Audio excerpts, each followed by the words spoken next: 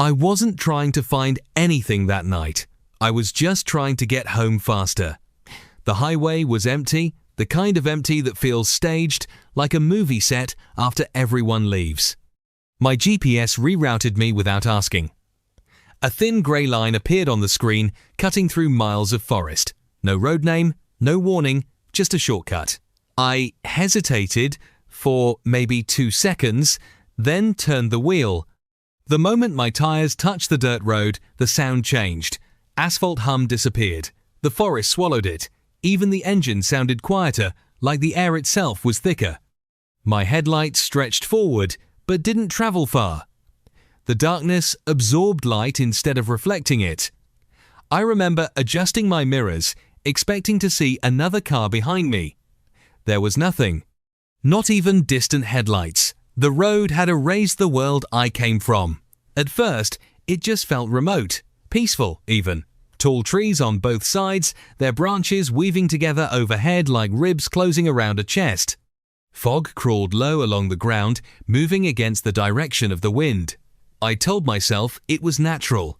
Forests have their own weather, their own rules. But the deeper I drove, the more it felt like I had crossed an invisible border. The silence wasn't empty anymore. It was occupied. My GPS froze 10 minutes in.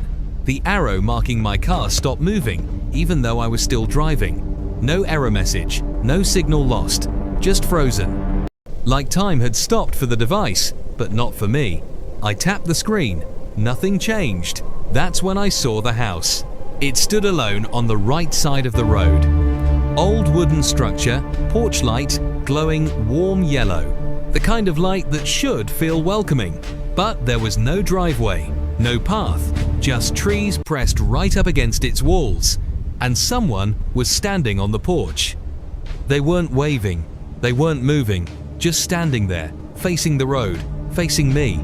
I slowed without meaning to. My headlights passed over the figure, but the light didn't reveal details. It was like my eyes refused to focus. A person-shaped absence. The moment my car rolled past, I felt their gaze follow me, not on my skin, deeper, inside my head. The road opened into a small settlement a few minutes later, 5 or 6 houses arranged in a crooked circle, every window lit, every curtain open. I didn't see a single person inside, no movement. No television glow, just empty rooms filled with light. I parked without deciding to. My hands moved on their own. When I stepped out of the car, the silence hit me like pressure. My ears rang. My heartbeat sounded loud enough to be heard outside my body. Every house door was open. Not wide, just enough to suggest invitation or expectation. The air smelled old. Not rotten, just unused. Like a place that remembered people but hadn't had any in a long time.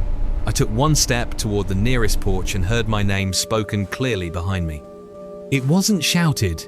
It was said gently, correctly, like someone reading it from memory. My entire body locked. I hadn't told anyone where I was. I hadn't spoken to anyone for hours. Yet the voice knew my name the way a friend would. When I turned, the fog had thickened. The road I came from was gone. There were only houses and trees and the growing certainty that I was being observed from every direction. Shapes moved behind the windows, slow silhouettes sliding from room to room, too tall, too thin. I didn't try to understand them. I walked, calmly at first, then faster. I found the edge of the settlement and a tree with a piece of paper nailed to it. The paper fluttered, though the air was still. Handwritten words scratched into it. Do not knock. Do not answer. Do not look back when they call you. If you hear footsteps behind you, walk slower.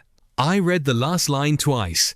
My hands were already shaking when I heard the footsteps.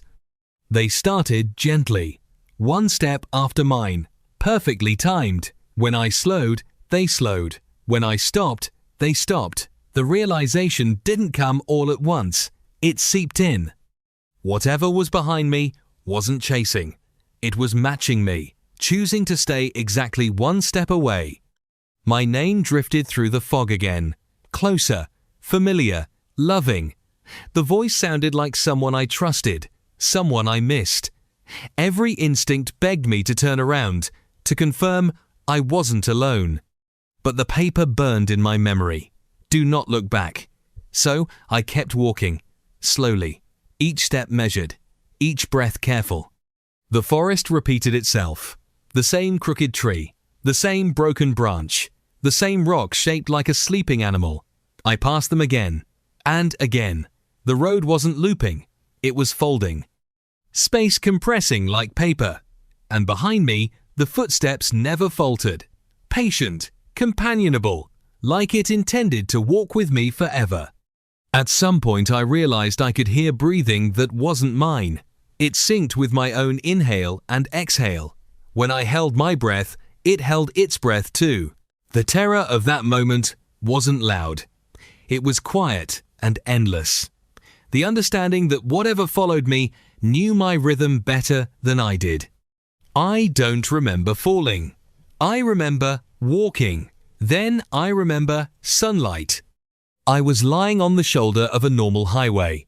Cars passing in the distance, birds screaming in the trees. The world had returned like nothing happened. My car sat perfectly parked nearby, engine cold, doors locked. Police asked if I'd been drinking, if I'd hit my head. I told them about the road, the houses, the voice. They exchanged the look people use when they decide you're confused but harmless. They said there was no road there. Later, when I finally sat alone and pulled off my shoes, dried mud cracked from the soles, written into it with a finger, letters uneven but unmistakable, was my name. I washed the shoes 3 times. The imprint didn't fade right away. It clung to the rubber like memory. And even now, sometimes, when I drive late at night and the GPS suggests a shortcut, I swear I can hear footsteps in the back seat. Matching my breathing, waiting for me to turn around.